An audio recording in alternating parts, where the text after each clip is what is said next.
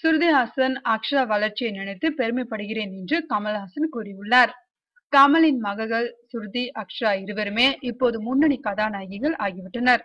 அவர்கள் போக்கிலே அவர்களை விட்டுவிட்டார் கமல். உத்தம வில்லன் படத்தின் வெளியீட்டிற்காக காத்திருக்கும் அவர் சமீபத்தில் அளித்த பேட்டி, உத்தம வில்லன் படம் நினைத்த மாதிரி சிறப்பாக வந்துள்ளதா? இதில் இயக்குனர் பாலச்சந்தர் நடித்திருக்கிறார். அவரிடம் நான் வேலை பார்த்தவன் என்பதால் அவருடன் நடிக்கும் போது வித்தியாசமாக எதையும் உணரவில்லை.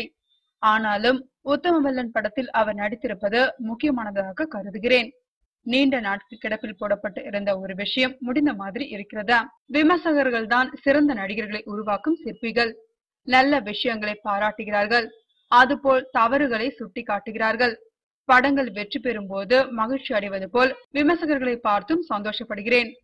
திரையுலகில் இன்றைய இளைஞர்கள் திறமைசாலியாக இருக்கிறார்கள்.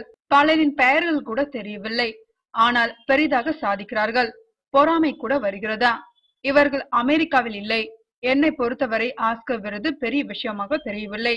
அதற்காக பயணப்படும் நோக்கமும் இல்லை. நமது படங்களை உலக அளவில் கொண்டு போக வேண்டும் என்பதுதான் முக்கியம் என்று வாழ்க்கை மற்றவர்களுக்கு உதாரணமாக இருக்க வேண்டும். என்னை பொறுத்தவரை ரசிகர்கள் தான் முக்கியமானவர். பணம், புகழ் வரும் போகும்.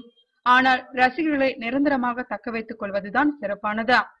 என் மகள்கள் ஸ்ருதிஹாசன், அக்ஷராவை நினைத்து பெருமைப்படுகிறேன். அக்ஷராவை அவ்வை சண்முகி படத்தில் நடிக்க வைக்க முயற்சி செய்தேன். ஆனால் அக்ஷராவுக்கு விருப்பம் இல்லை. கெஞ்சினேன். 3 நாள் தான் நடிப்பேன் என்று நிபந்தனை விதித்தார். இப்போது அக்ஷராவே ஷமிதா படத்தில் பால்கி நடிக்க வைத்து விட்டார்.